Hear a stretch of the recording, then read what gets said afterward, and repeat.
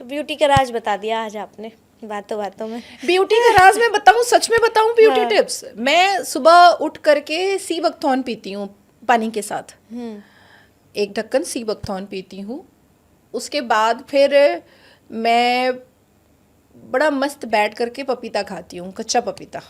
कच्चा पपीता खाती हैं आप? हाँ, और उसी बीच में मैं योगा करती हूँ। ओके।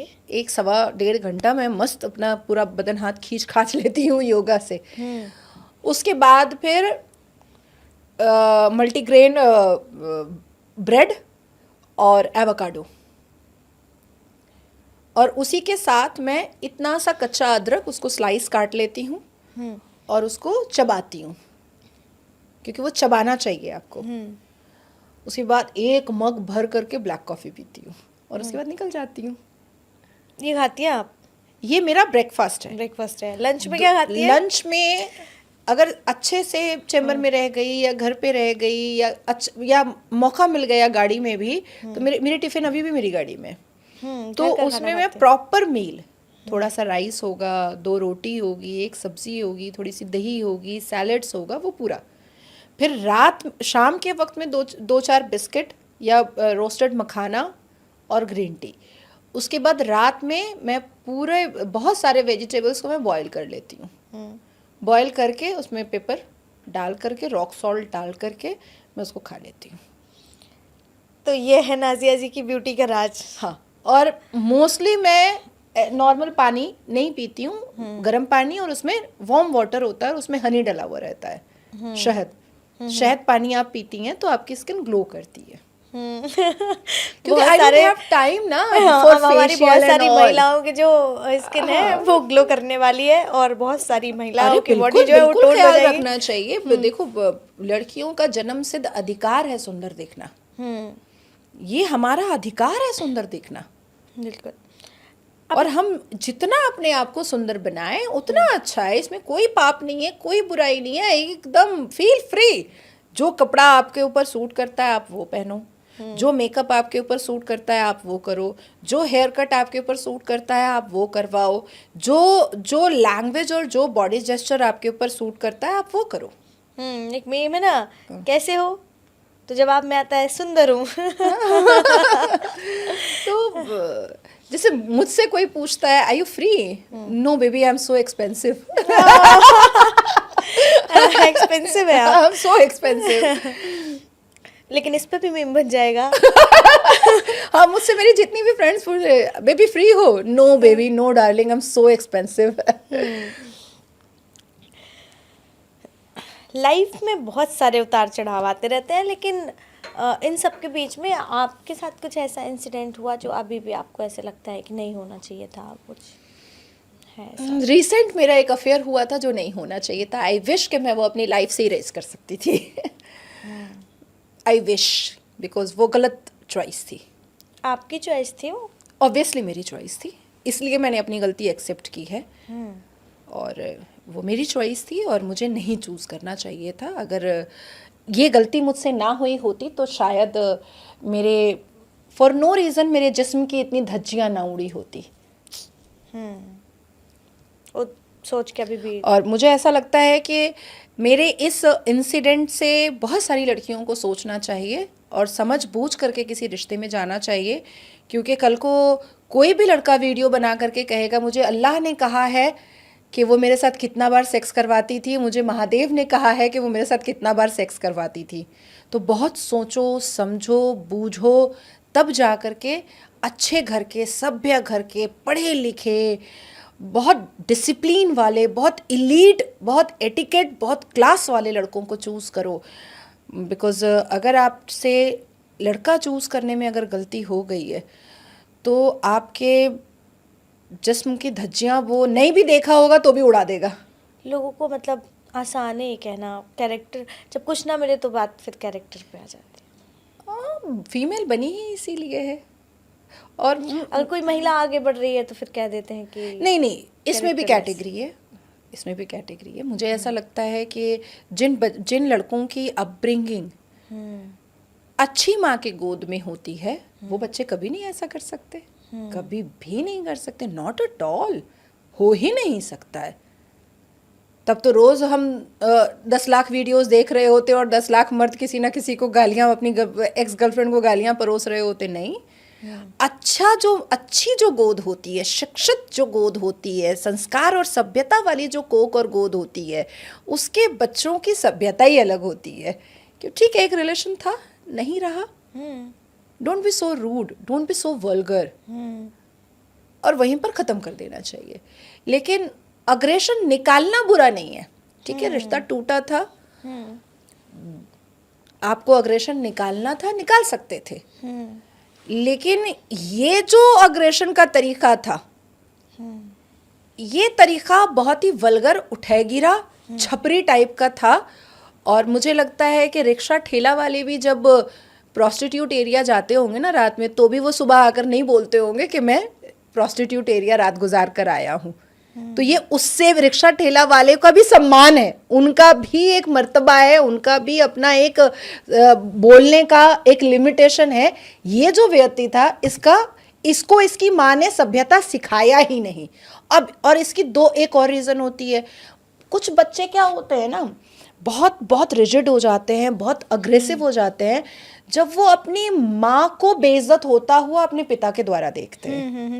और ये जो बात है ना, वो हमारी सोसाइटी में सबसे ज़्यादा देखी जाती है। एकदम, ये पता है, ये जब आप किसी डॉक्टर के पास भी, साइकियाट्रिस्ट के पास भी आप जाइएगा, बिकॉज मैंने सोशियोलॉजी मैंने बहुत पढ़ी है, तो ये चीज़ें, और मेरी कितनी ही फ्रेंड हैं जो बहुत सारे लोगों की कोच है, काउंसलिंग करती है, तो हम लोग हमेशा आपस में डिस्कस करते हैं कि ख़ास करके वो लड़के बहुत ज़्यादा अभद्र और बहुत ज़्यादा बदतमीज़ हो जाते हैं जो अपनी माँओं को बहुत बेइज्जत होता हुआ बचपन में देखते हैं, क्योंकि वो पिता से क्या देख रहे हैं कि पिता जो है माँ को मार रहा है, पीट रहा है, बाल खींच रहा है, गालियाँ परोस रहा है, पिता जो है कोई रिस्पेक्ट नहीं दे रहा है माँ को, तो उसके दिमाग में बचपन से बैठ जाता है कि फीमेल का कोई इज्जत होता ही नहीं है, तो फीमेल को ऐसे ही करो।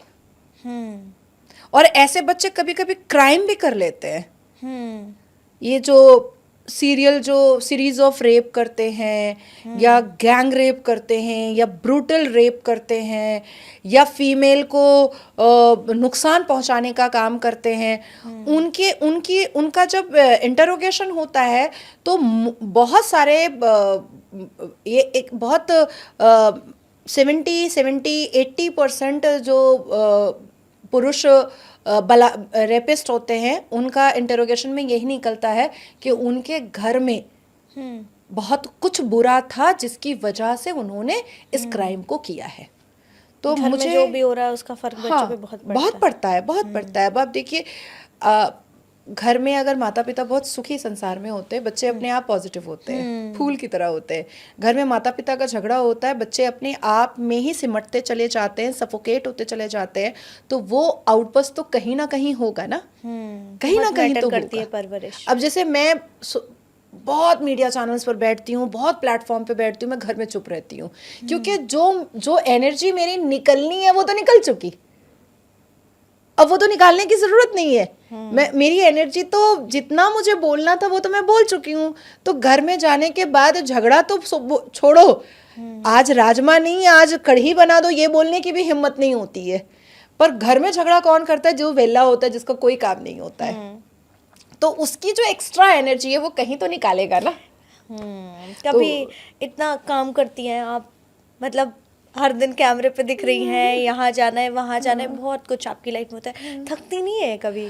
नहीं यार, 30 days वर्क? हाँ, नहीं, मुझे कोई छुट्टी नहीं लेती है? मैं छुट्टी नहीं लेती हूँ, बिल्कुल नहीं लेती हूँ। हाँ, इवन मैंने 103 कई बार देखी होगी कि मैं बड़ी डल सी इंटरव्यूज दे रही हूँ। 103 फीवर में, जॉन्डिस में, मेरा गोल ब्लैडर का ऑपरेशन हुआ था 2024 में, तो ऐसे लद करके, ऐसे बेंट होकर के मैंने इंटरव्यूज किए हैं। इतना पसंद है आपको काम करना? काम करना बहुत पसंद है। It's not about only interviews, it's about कि मुझे काम करना बहुत पसंद है, बहुत एनर्जेटिक रहना मुझे बहुत पसंद है। और मुझे लगता है कि फ्रेश माइंड से काम करने वाला व्यक्ति हमेशा पॉजिटिव वाइब्स क्रिएट करता है। वो इन्वेंटर होता है पॉजिटिव वाइब्स के लिए, क्योंकि जब आप खाली पीली बैठे रहते हो, वेले होते हो, कोई काम वाम नहीं होता है ना, तो वो खाली सर शैतान का घर होता है और आपके दिमाग में खुराफात घूमता रहता है। अच्छा फलाने ने क्या बोला, धमाके ने क्या बोला। हाँ, जिस दिन अब जैसे बहुत काम कर लिया, अब एक आध दिन जो है मुझे 1.5 महीना 2 महीना कंटिन्यूस यात्राएं कर ली, बहुत ट्रैवल कर लिया, बहुत कुछ कर लिया, अब एक दिन मुझे चाहिए अपने लिए मी टाइम, कि मैं सैलून चले जाऊं, थोड़ा हेयर स्पा करवा लूं, थोड़ा पेडिक्योर करवा लूं। तो उस वक्त मैं बड़ी वेले रहना, बड़ी गंदी रहना, नहाना नहीं है मुझे।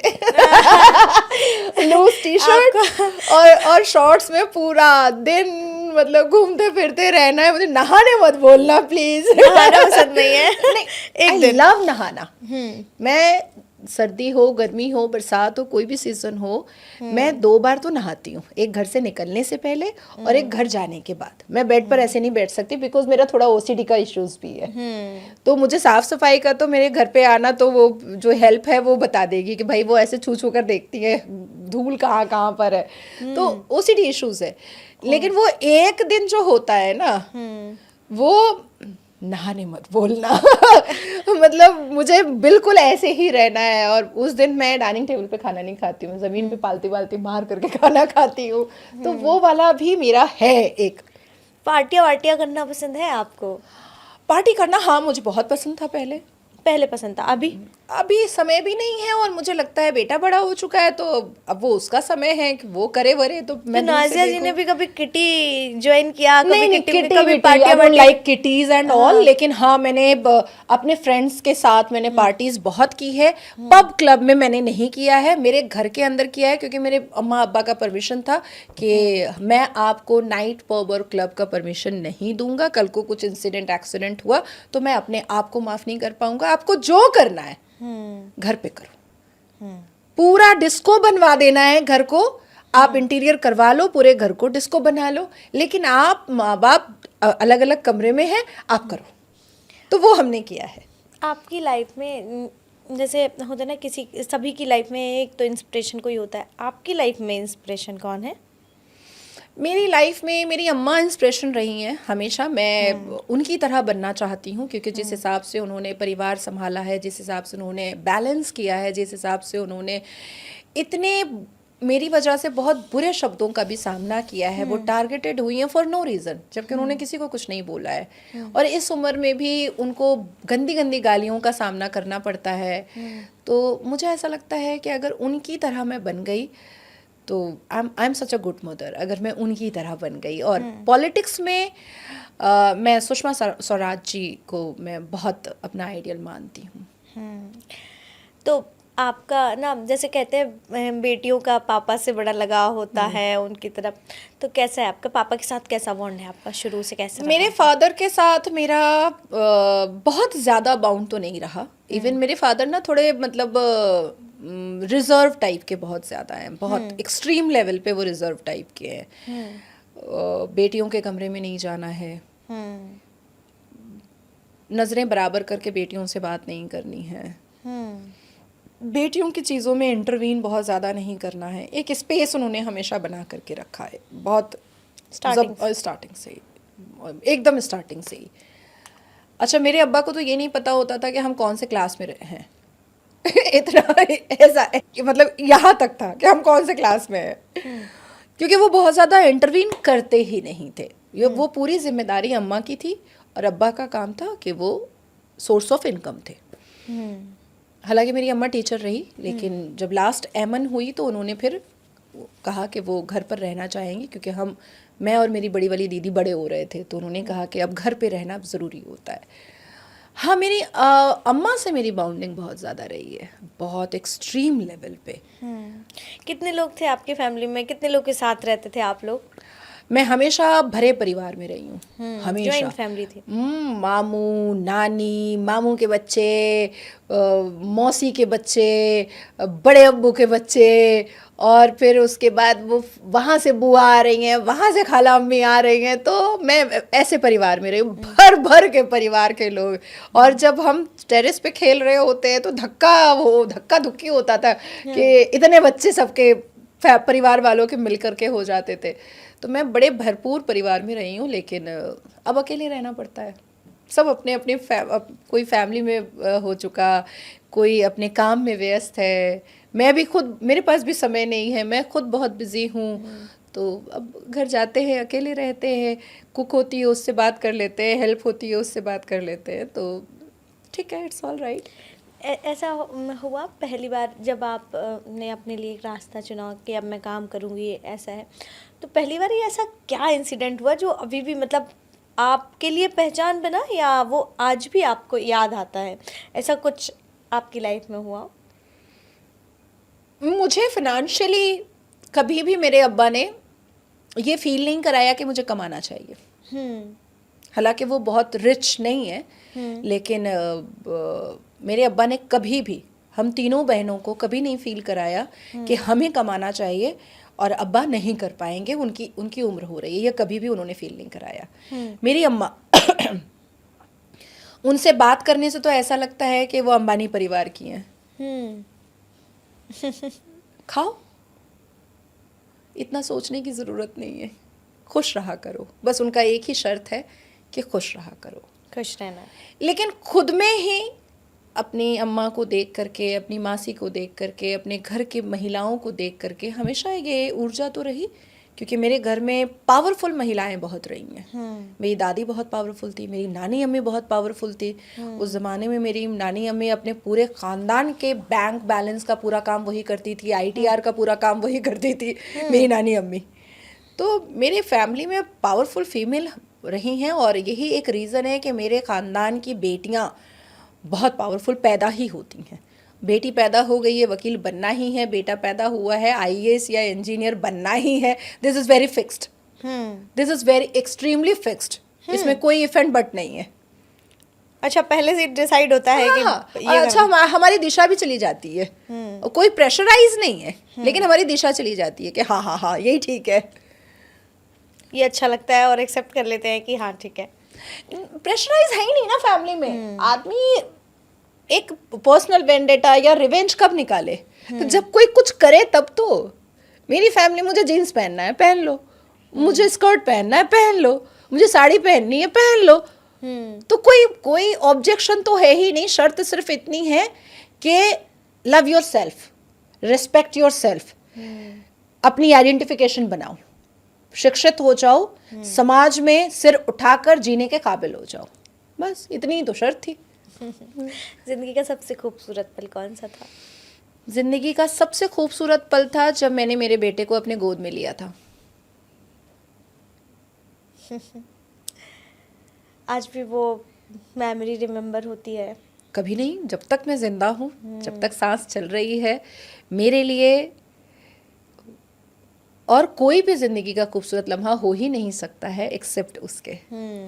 जिस दिन आप माँ बनी, जिस दिन मैंने ऑपरेशन थिएटर पर, जब वो सीजर से हुआ था मेरा बेटा, और मेरी छाती पर उसको सुलाई थी डॉक्टर, और मैंने उसकी शक्ल देखी थी, तो वो लम्हा तो मैं जिंदगी में कभी भूल ही नहीं सकती। किसी भी माँ के लिए बहुत खूबसूरत पल होता है। कभी कभी जो लोग समाज की आवाज़ उठाते हैं, समाज के लिए एक प्रेरणा बनते हैं, उनके अंदर कितनी गहरी खामोशी होती है, ये हमें वक्त वक्त पे दिख जाता है। और आज हमने नाजिया जी से बातचीत की, जाना उनके बारे में, बहुत कुछ ऐसा जाना जो नहीं पता था, क्योंकि ऑन कैमरा आपने देखा होगा उनको, लेकिन आज ये जो बातचीत थी वो ऑफ कैमरा जैसे थी, और बहुत सारी चीज़ें जो उनके जीवन में हुई, क्योंकि बहुत लोगों को जानना था कि कहाँ पे उनका जन्म हुआ, कहाँ से उन्होंने पढ़ाई की, लाइफ में क्या क्या था, क्योंकि कई सारी बातें उनके बारे में कही जाती हैं, उनकी शादी को लेके, अफेयर को लेके, और बहुत सारी चीज़ें उनके बारे में कही जाती हैं। लेकिन आज उन्होंने खुद बताया, बातचीत की, बहुत अच्छा लगा हमको आपसे बातचीत करके, और बहुत बहुत शुक्रिया आपका हमारे साथ वुमेन्स टॉक के इस मंच पर हमारे साथ अपनी निजी जानकारी साझा करने के लिए।